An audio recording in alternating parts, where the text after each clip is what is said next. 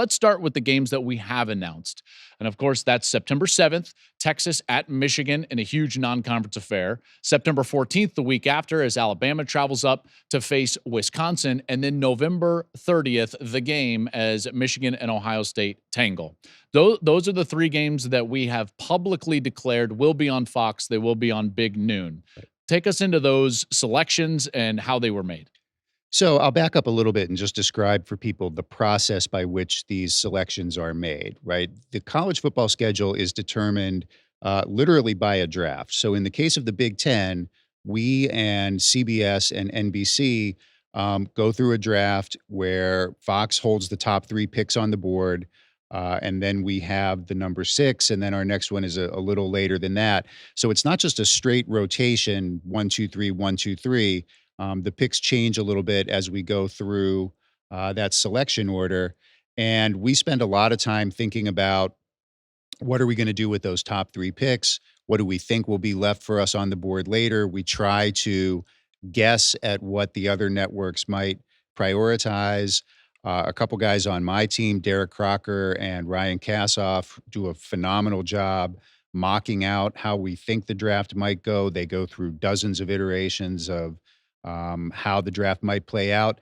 And it's just game theory. It's just thinking about if X happens, what's our next move? And after we do that, how do we think somebody else will respond to it?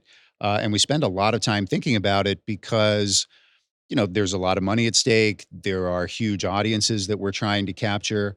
I'd like to say that the college football draft is basically the world's greatest fantasy football draft. I was just going to say, but yes. It takes $500 million to play, right? So it's a little bit different than your $50 or $100 fantasy football draft with your friends. It's different in terms of the stakes, but it's not that different in terms of the mechanics of it. You're still just thinking about best possible allocation of inventory. What are the factors that might go into attracting the biggest audience possible? And how do you try to put yourself in a strategic position to not be exposed when the later picks of the draft come around? You don't want to get caught in a situation where you just don't have anything high quality for a particular date. So in the case of this year's draft, we do now hold the top 3 selections in the Big Ten. We'll have that every year for the next several years. It's a really advantageous position to be in. Which is why, to interject, this is why Gus and Ginny and I call Michigan, Ohio State every single year, is because we have the top pick in the Big Ten every year. And that's, of course, going to be the top pick because it's the highest rated game in college football. Right. So we don't really earn our salaries by picking Michigan, Ohio State #1, right? Like any college football fan would see that that's the obvious first selection. Then when you start thinking about those next couple choices, it gets a little bit more interesting.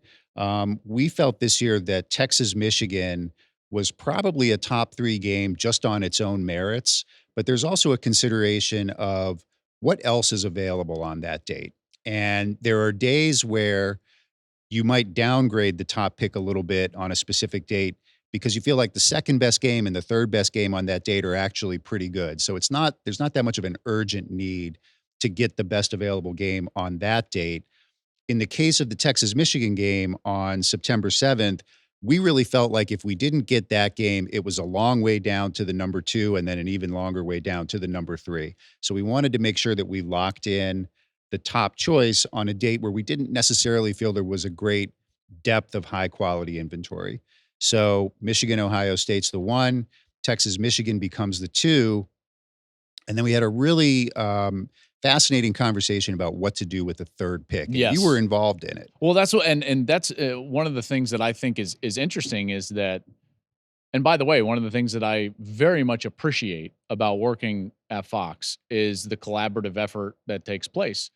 So months ago, we were going through myself and Steve, who works obviously. You guys always know that I reference Steve. We started going through our preparation of what we felt like these teams were going to look like in the fall. Right. Now, truth be told, it's become much more difficult with the transfer rules and how quickly teams can change.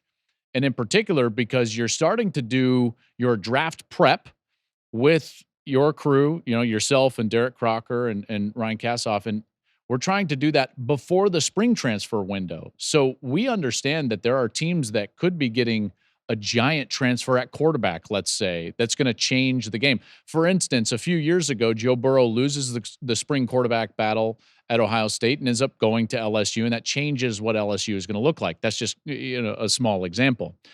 But the process of going through that, we start on a Zoom call and sometimes in person, going through each week and more specifically each team. And we start talking through each team. How do we think each team is going to do? What do we think about these schedules that they're going to have to play, and what could they potentially be on the 5th week of the season or the 6th week? Joel, are they going to get there undefeated? Well, I don't know. They're going to have a tough game in week 3. If they can get past that game in week 3, that team might be undefeated. The process of trying to scout the teams, I find fascinating before we even get to the place where you guys are selecting weekends and drafting against, if you will, other networks. So that's a great setup because we do have very in-depth conversations with you and some of our other analysts where we just focus on the football, right? We just focus on the quality of potential matchups and which teams we think are going to have big years. In the case of that number 3 pick, we probably debated that pick more than any other single pick in the history of college football on Fox because there were 2 dates that were in play that we thought were especially strong. One is October 12th, where Ohio State will go out west and play Oregon, one of the best games of the season, not just in the Big Ten, but probably in all of college football. The other date that's really interesting is November 2nd. There are 2, I would say, ultra premium games on that date. One is Ohio State going to Penn State, very traditional Big Ten matchup. And the other is Oregon coming east to play Michigan in the Big House. When you select a date, you're selecting the date. You're not selecting a specific game. So if we were to pick November 2nd, when the time comes, when we get 2 weeks out of that date, we'll actually make a selection of whether we want Ohio State, Penn State, or Oregon, Michigan. For now, you just take that date and you maintain the flexibility to decide later what game you'll actually take. Why was this decision so difficult? A lot of factors came into play. One is simply the quality of that Ohio State-Oregon game. One is the novelty of having a matchup of a traditional Big Ten power with a West Coast school in the first season of the Big Ten going to West Coast expansion. A third factor is that we have built our Fox College Football identity around the idea of playing our best games at noon Eastern, 11 a.m. Central. We have built that into the most watched game of the week in college football. We have an enormous pride in it. I take a lot of personal pride in what we have built there. And for us to take the Ohio State-Oregon game, that's obviously a game that we can't play at noon Eastern, 9 a.m. Pacific. So it would trigger sort of a domino effect on that date where we would have to play later in the day. Another network would get to play in our noon window. We would have to put a lesser game on in the noon window. So there were just implications of taking a game that we couldn't play at noon Eastern. In addition to all that, other factors that have nothing to do with football, but that do play into our decision-making, that November 2nd date is 3 days before the presidential election. And there will be a lot of political money in our advertising marketplace this year. And the idea of being in control of that date, having the optionality to take Ohio State, Penn State, or Michigan, Oregon just a few days before the election and all that campaign money that will come with it, that really resonated with me. And in a situation where those 2 dates were very close and you could make an argument for either one, the political element mattered. We also think about renewals that we have coming with our distributors. You know, you can obviously get Fox via an antenna, but most people get it via a bundle, whether that's a cable or satellite, or now we have internet distributed bundles via YouTube TV and others. And we are occasionally faced with the need to renew our deals with those distributors. And we want to make sure we have the most compelling games that we can have as those renewals come up. So without revealing too much, you know, we do have significant renewals coming up this fall. And sometimes the geography of where those companies that we're dealing with are particularly strong play into the games that we want to select. So there are all these factors in terms of the strength of the game, the Big Ten expansion, the power of the Big Noon brand, what that means to us as a company, where the advertising money could be, where the distribution money could be, all these things come into play. The choice of what to do with that third pick, as I say, it was the most intensely debated college football draft pick that we have ever had. And in the end, the choice that we made was we traded the pick. I was going to say, we didn't make the choice, right? The choice was so difficult that we just didn't make it. We can trade our picks in this selection process, just like you would trade picks in the NFL draft. And we actually came to a solution that I think worked out really well for everybody. I think everybody's going to be satisfied. I won't name the network that we did the deal with because they haven't announced yet what they did with the pick, and it's their news to share. But I can tell you that in moving down from the number 3 pick, we then moved up at a later portion of the draft. We ended up with 5 of the top 7 picks in the draft, and we were still able to get that November 2nd date. So we are the Chicago Bears, is basically what you're telling me. We traded our pick away. Carolina got Bryce Young, and we got all these picks in return in order to build, some more depth in this schedule, to make a blunt and bad analogy. No, that's exactly right. I mean, when we look at the draft board, we think a lot about where is there separation in the board. Sure. How many really... And that's where it goes back to the football conversation, really. And we'll talk about that as well. And in particular, the weeks where it's pretty clear to identify there's only one game.